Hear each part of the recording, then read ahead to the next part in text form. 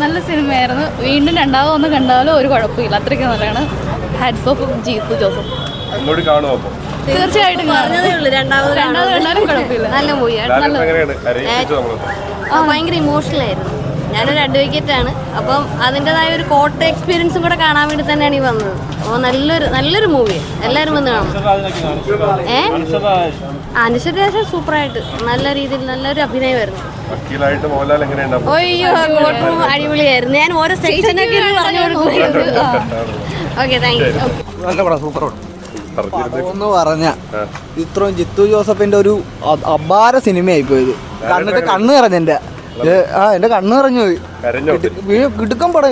അനുശ്വര രാജൻ എന്നൊക്കെ പറഞ്ഞു, എന്റെ ദൈവമേ, എനിക്ക് അവളെ അത്ര ഇഷ്ടമല്ലായിരുന്നു. എനിക്ക് ഇവിടെയാ പതിഞ്ഞത്. ഒന്നും പറയാനില്ല. ലാലേട്ടൻ തകർത്ത് കുറെ ആൾക്കാർ ഇങ്ങനെ അഭിനയിച്ചു. സൂപ്പറായിട്ടുണ്ട്.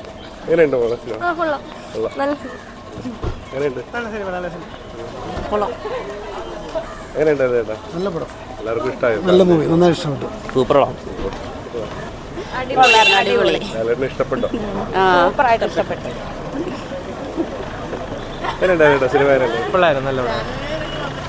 സൂപ്പർ സൂപ്പർ പടം. നല്ല പടമായിരുന്നു, ഗംഭീരം. അതായത് മോഹൻലാലിന്റെ ഒരു കമ്പാക്റ്റാണ്. നല്ല പടമായിരുന്നു. രണ്ടു വാക്ക് പറയില്ല. മോഹൻലാലിനേക്കാളും കുറച്ചുകൂടി ഒരു ഇമ്പോർട്ടൻസ് കിട്ടിയ റോൾ ചെയ്തത് ബ്ലൈൻഡായിട്ട് നിന്ന കുട്ടിയാണ്. വളരെ നല്ല അഭിനയം വരുന്ന കുട്ടിയുടെ അനശ്വര. നല്ല കുട്ടി, നല്ല നന്നായിരുന്നു. നല്ല പടം. ലാലേട്ടന്റെ കമ്പാക്ട്. നല്ല പടം. നല്ല പടമാണ്. നല്ലതെന്നല്ലോ ഉദ്ദേശിച്ചു. നല്ല പടം. മോഹൻലാൽ കുറേ നല്ല പടം കണ്ടായിരുന്നു. നല്ല സിനിമയാണ്. ലാലേട്ടൻ സൂപ്പറല്ലേ. പിന്നെ നല്ല പടം, കുറേ കാലം നല്ല പടം. സിദ്ദിഖ് നല്ല അഭിനയമായിരുന്നു.